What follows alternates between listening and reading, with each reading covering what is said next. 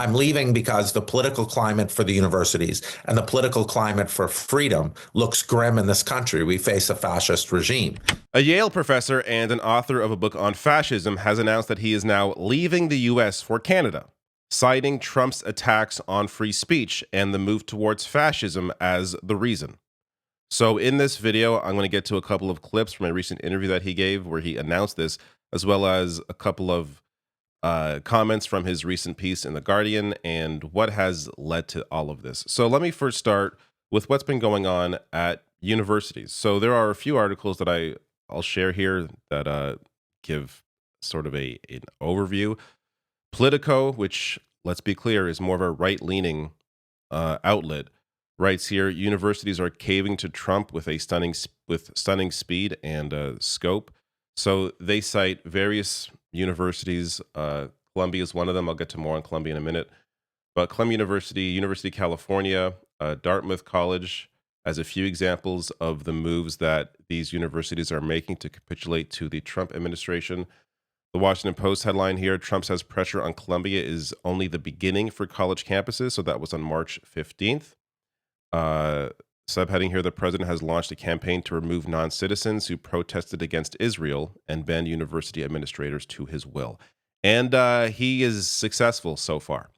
So Columbia University, this came about a week later, received a wave of criticism on Friday after it agreed to a number of demands from the Trump administration as part of negotiations over $400 million in federal grants and contracts. So this, in addition to many of the moves many of the agreements that they have made with the Trump administration, one of them being giving broad power to a government-controlled independent individual, in quotes, to oversee their Department of Middle East, South Asian, and African Studies, and the School Center for Palestine Studies.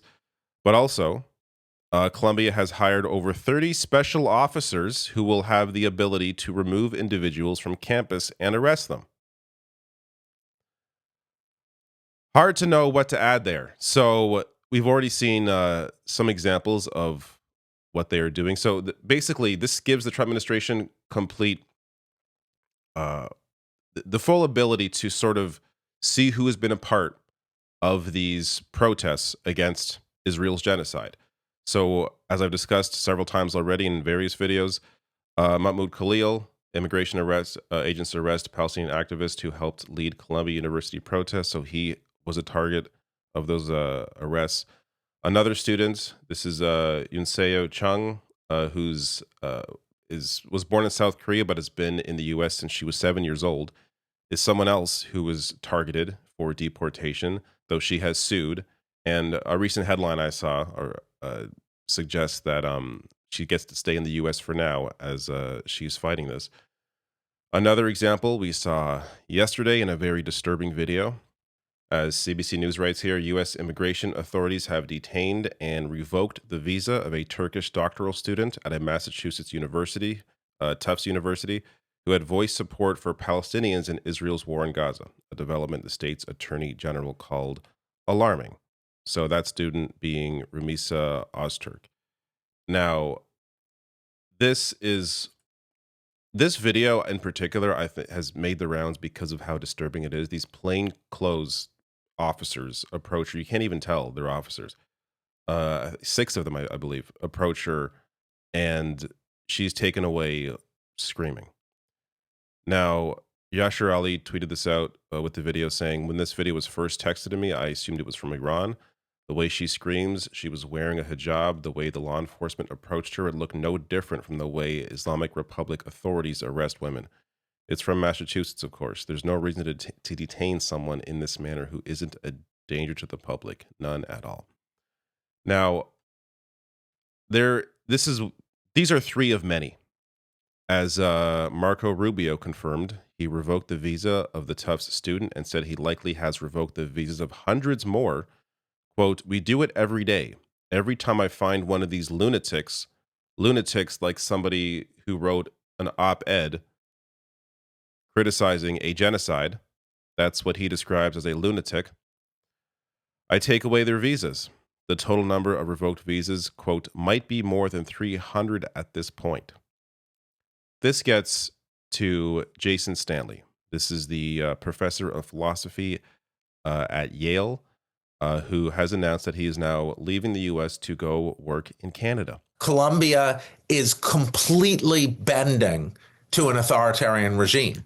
And what we're seeing across universities, Michelle, is we're seeing this culture of fear, this idea that if we just do what they say, everything will be okay. But I'm seeing this everywhere. And it's one reason that I am probably leaving the United States Really? to the University of Toronto. Really? Huh.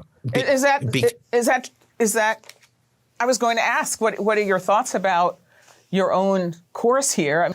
So you feel strongly enough about this that you are going to leave the country?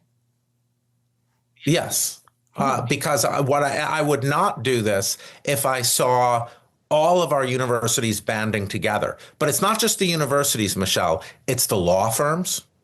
It's all of our American institutions. When Paul and Weiss capitulated.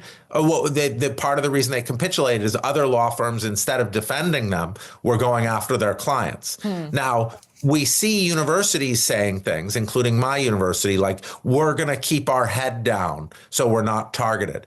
As soon as I heard that vocabulary, I knew sort of, it might be that the game is over, because you're not banding together if you say, we're going to keep our head down. All right, so I'll get to another clip from him in a second here, but this is the author of How Fascism Works, The Politics of Us and Them. If anybody understands how fascism works, it's the guy that wrote a book on how fascism works. The moves on education in particular, this is directly impacting his ability to do his job. He is unable to be a professor discussing actual history because of the directives being given by the Trump administration. So he goes into more detail in his piece in The Guardian. Trump is setting the U.S. on a path to educational authoritarianism. While we watch students getting handcuffed, vague new guidelines create a culture of fear over teaching our history. So he goes into a lot of detail in this piece. I will link to it below the video in the description box under sources. But essentially, there was a directive from the Department of Education, the Office of Civil Rights, with their new interpretation of federal civil rights law, which goes into protecting essentially white people as a protected class of citizen. Meaning, because of how vague all of this is written, if you discuss the history of slavery or the history of what was done to indigenous people, you risk losing your job. You risk being reported by other people within the university or students, and risk losing your job because of your discussion of history, because of how it may make white people feel. In this case, white racists, I assume, or people that don't care about actual literal history. So he goes into a lot more detail in this piece, but he summarized a bit of it here, saying the guidelines create a culture of fear and intimidation around history. If one discusses Black history, one immediately risks endorsing the view that the U.S. is, quote, built upon systemic and structural racism.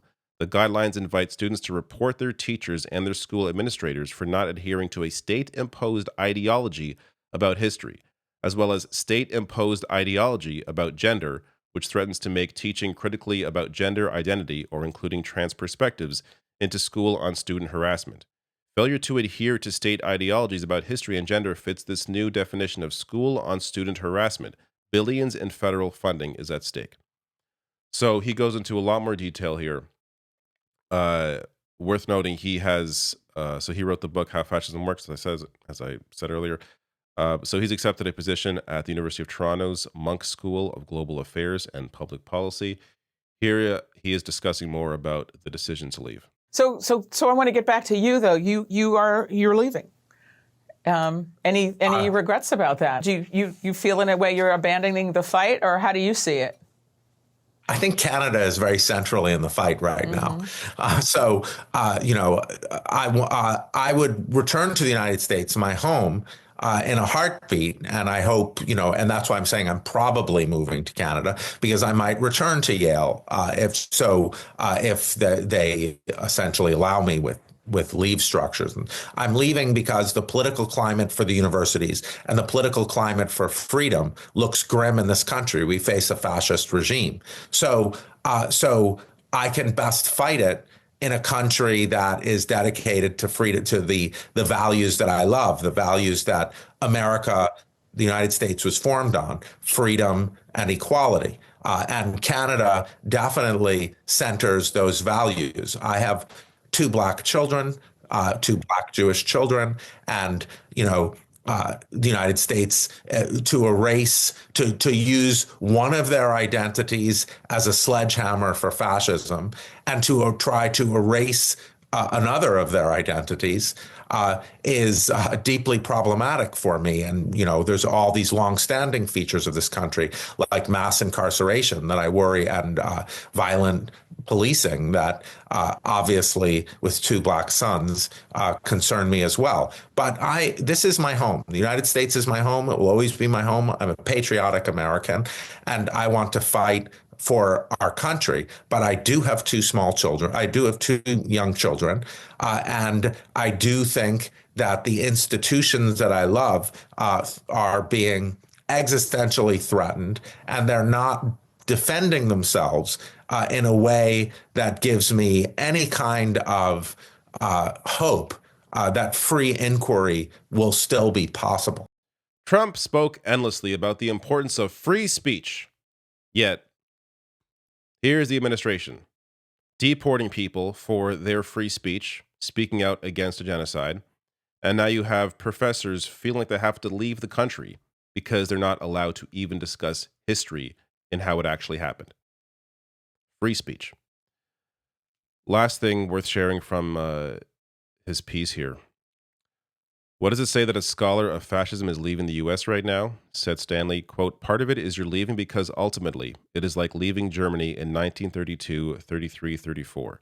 There's resonance. My grandmother left Berlin with my father in 1939, so it's a family tradition."